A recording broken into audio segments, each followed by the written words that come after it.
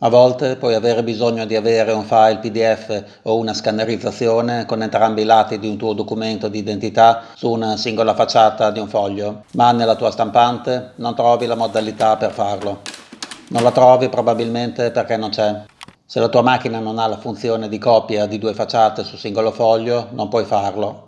Puoi però usare questi semplici trucchi.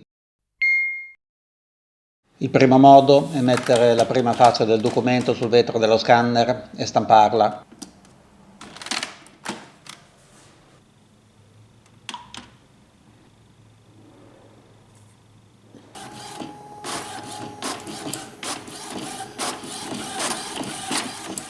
Prendi il foglio, apri il coperchio dello scanner, volta il documento di identità e spostalo un poco più in basso.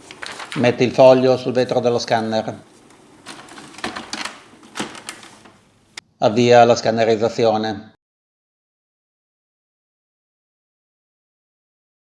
Adesso hai il file con i due lati del documento su una facciata del foglio.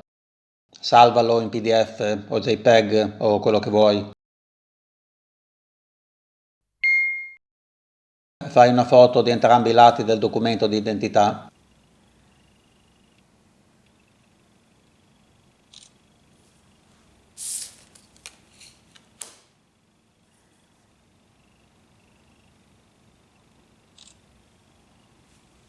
Apri un file Word. Incolla le due immagini.